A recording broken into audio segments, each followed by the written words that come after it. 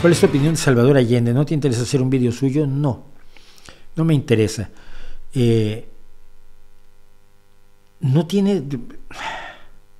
No creo que tenga demasiado recorrido. Salvador Allende fue un hombre que defendió un socialismo leninista de manera muy eficaz y de manera muy humanista, que logró ganar las elecciones, y eso es lo importante, no tanto el personaje de Salvador Allende en sí, como el hecho de que pudo ganar las elecciones y que cuando se le da un golpe de Estado, o sea, aparte de estar enfrentado a toda la...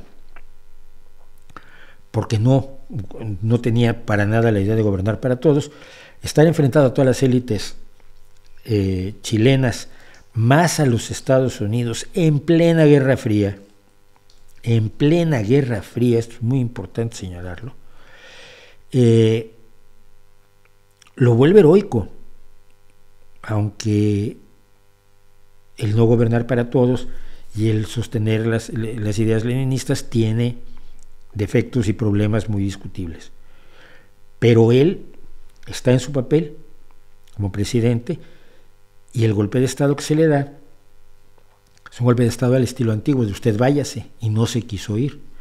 Y se suicidó. Yo recuerdo la única vez que estuve con Hortensia Bussi de Allende, que la entrevistamos, le preguntamos precisamente sobre ese último momento, los últimos momentos, el último recuerdo que tenía de Salvador Allende, y no lo quiso contar, lógicamente. Pero siento que Allende fue en gran medida un héroe, y en gran medida una víctima de su momento, de su circunstancia, ¿no? En otro momento habría sido probablemente un mejor presidente de todos, y al mismo tiempo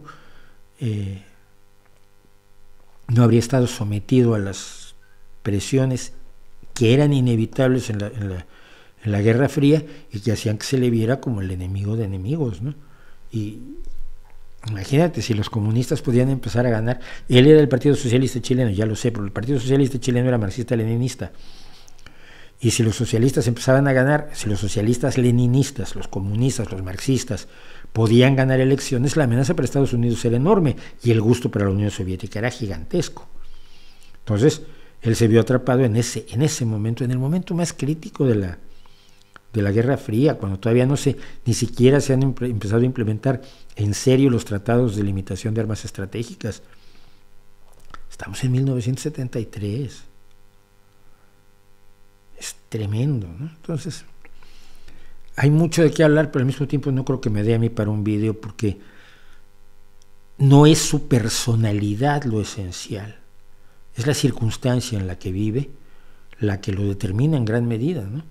Está viviendo como hombre de izquierda en una América Latina en la que la socialdemocracia era inimaginable, donde la única izquierda es pensable, la única izquierda concebible era el marxismo.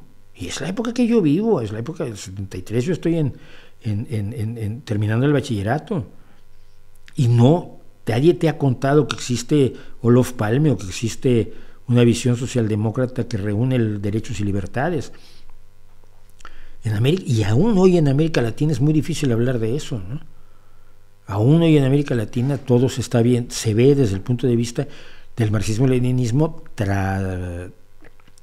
trasvasado a través del castrismo y de una Guerra Fría que América Latina no ha acabado de digerir como un conflicto en el que no participaba solamente América Latina y Estados Unidos, ¿no?